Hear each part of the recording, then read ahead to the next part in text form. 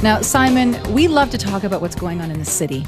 And we always say, okay, look, everybody says the cranes, the buildings, there's so much happening in the area. But there's a certain pocket, and it's not tiny, it's a big area that, of course, is evoking a lot of conversation. And we're very fortunate because we have the gentleman here that knows all about it. And that is David Gerofsky, and he's the CEO of First Golf Corporation. And First Golf is a market leader in the development of mixed-use retail, office, industrial properties with development assets well over $2 billion, completed since its inception in 1987. So I guess a small player. We could say tiny player, right? Tiny player. So let's talk about some of their previous and current projects. Of course, the Coca-Cola new head office, which is a beautiful building. I mean, they really kept the integrity of the building, but added some new elements. The Globe and Mail, of course, which is, everybody knows that building.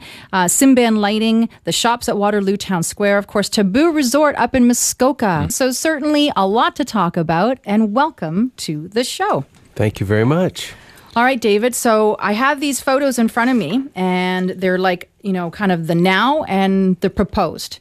And for our listeners' sake, let's talk about this massive area that you are hoping to develop. And it's already the talk now, but once completed, it really is going to put Toronto, and it's almost like the Canary Wharf of the GTA. Well, thank you. It's not an accident that we make the analogy to Canary Wharf. In fact, we very deliberately patterned this development after Canary Wharf, and we were over there recently and spent time with all the senior management at Canary Wharf. And the concept is similar. Toronto is, believe it or not, running out of office space. The latest study we've seen indicates that Toronto needs 100 million square feet of office space over the next 30 years, but there's not nearly that much office space in the downtown. And this site, which is about 60 acres in size, will accommodate 15 million square feet of office. Wow. Okay, so that's helping the office situation. But let's talk about employment opportunities and all the residual effects from doing such a development. Before we do that, though, let's describe to our listeners the site we're exactly talking about. Because, we're looking at it. It's kind of hard to give a visual, but let's talk about the boundaries and exactly where this area is going to sit. Because right now, it's an unused site. It really is. And it's going to dramatically change things. So what are the boundaries exactly, David? Okay, well, the site is located at the foot of the Don Valley Parkway and the lake shore. It's immediately south of that beautiful white BMW dealership, which you see on the bottom of the Don Valley Parkway. And on the northern side, it is bounded by Eastern Avenue. So it's really the eastern side of the Don River, right at the bottom of the Don Valley where it meets the lake shore. Yes, I think most people can picture the Unilever building that's been there for ages. Mm-hmm. And it's really a mixed bag of industrial, commercial right now. There really isn't any residential in the pocket. And even the residential on the fringe is in dire need of a better connection to the city because it's almost like a little no man's land. So we are talking about a pretty big site. And what's projected for the site? Is it going to be completely commercial retail or is there a mixed use? No, it's going to be mixed use, but it's going to stay completely as an employment site. So this site for about 100 years has been a soap factory for what was called Lever Brothers back to the turn of the last century. That plant has been closed for about 5 years, so there's really nothing going on there other than a lot of film shoots happen there, including we just had RoboCop 3 filmed on the site. But otherwise, it's an empty, vacant site. And, for many years, Unilever had no particular interest in opening it up to the rest of the world. They were manufacturers, and that's what they did on the site. Now, let's talk about the benefits once you're done with this development. What will that mean in terms of the economy? Well, it's going to have huge impact on the economy. The impact in terms of GDP, just on the construction alone, is over $7 billion worth of construction. When it's completed, it will house 70,000 people. So the 70,000 employees will be able to work at that location and shop. It's going to have a path system similar to the path system we have here in downtown Toronto. So every building on this site, of the entirety of the 15 million feet, will be path connected in an underground, weather-protected manner. And it will be connected to a new transit hub, which will combine GO trains, a new LRT on Broadview, and one of the first stops on the new Relief line, the new Relief subway line. And of course, we have to talk about the tax implications. What's that going to bring to the city? Well, just in realty taxes alone, it will bring in annually over $200 million of just city realty taxes. But when you actually look at the economic impacts of this, it goes far, far beyond that. So the estimate that we've received from PricewaterhouseCoopers is about $1.5 billion of tax impact for federal and provincial and local government. It's kind of, as you said, Simon, no man's land. It's the best location, yet when you look at accessibility, it's a bit of a challenge. Now, it won't be when you have that underground, the pathways and connectivity, but there is kind of issues with that Gardiner Expressway and how do you connect to it? That's very true. So the existing Gardiner DVP really rather than creating access, they ironically create a wall. So on the west side, the DVP touches our west side, but it really creates a wall between this new site and the rest of the city heading west. And to the south, the off-ramp from the Gardiner creates a wall that blocks this site and blocks the rest of the city from the huge Portlands area. So as it currently is built, the Gardiner DVP actually is creating a block to development not only on this site, but the entire waterfront area. All right. So what are you hoping happens?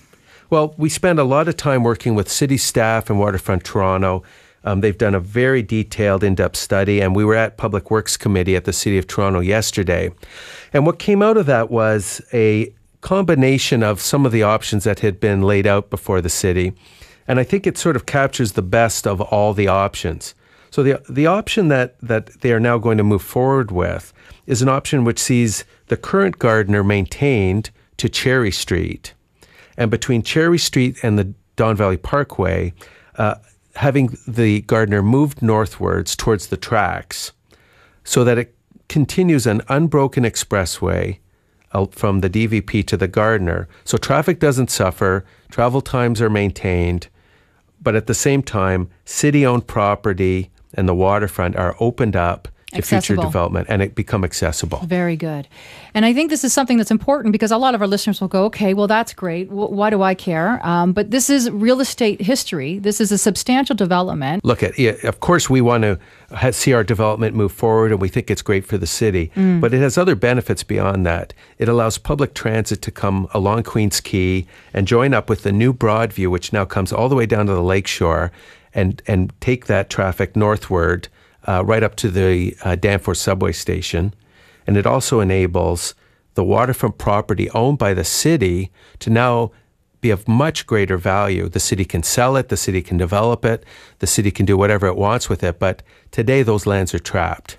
They're just not in an ideal situation at all. It's freeing up capital. Yeah. It's beautifying the area. It's bridging the gap between one area and another. I mean, there's just so many pluses designed. And, I hate to say it, David, but, some people look at developers as the big bad developer, and you're just in it for yourself. And of course, you have to make money to do it. Otherwise, it won't happen. That's a reality. But from what I see here, I'm anxious for this to happen. This is going to do nothing but improve the area, beautify it, and you said it right. It's actually going to free up a lot of capital for the city, increase the tax rate. I mean, it just goes on and on and on. But if you understand really the impact on jobs, on beautification, on every aspect, I mean, I really can't see a hole in this argument. So, what's your projected timeline? I know these things always cost more and take longer. But, wave a magic wand. When would you like to see this construction start on this? There is a lot of interest from major tenants in locating at this site. And one of the great things about it is it's not only an interest to tenants who are already in the city, but it's interesting to new tenants, people who want to come to downtown Toronto because of its livability, because the employees that they want to have working for them are now living downtown. So, there's a few major things that have to happen. We have to get the roads right, and that's now in process. We have to get the transit right, and we're working very closely with TTC and Metrolinx. I've met with them as recently as this week, and make sure that public transit happens. But we think we can be under construction within about 2 years, and then there'll be 10 or 15 years of development beyond that. Yeah, because one of the things that I would have as a concern is, what I see is the lack of planning that we saw on the west side. In the King West area where the infrastructure just simply can't support the volume that's there. And that would be one of my first questions. It sounds like you've got that handled because transit is the key. Well, we went across the world. We had an architectural master planning competition that involved about 20 firms from around the globe. And we've recently completed that. And in the coming weeks, we're going to be releasing that master plan. It's very exciting. And it's what an opportunity to create a new downtown that's master planned and done as one piece rather than in a sort of a hodgepodge. I think it's interesting to mention, too, that when we're talking 10 or 15 years, but let's also remind our listeners how long it's taken to get to this point. If you weren't committed, if the involvements from all the different, players in this, it's taken a long time. This has been a lot of effort. Yes, we've been at it so far for about 2 years, and many people and money spent and consultants. We have a team of about 15 professionals working on this full time. And it's very exciting. And, the nice thing, when you're doing this kind of development with the employment impacts, everybody's on side. The city, the province, and the federal government are very supportive of what we're doing. And as a result, for reminding our listeners, this is something that is beneficial to everybody. I mean, it impacts us all, whether you're living in the city or whether you're visiting the city. When it comes to creating jobs and tax revenue, I think everyone's pretty much on the same page. Very good. Well, David Gerofsky, CEO of First Golf, thank you for all the insight. What a wonderful opportunity, and I think we're going to have to get you back to give us updates. Thank you very much. Yeah, looking forward to it. Nice to see you. Thank you.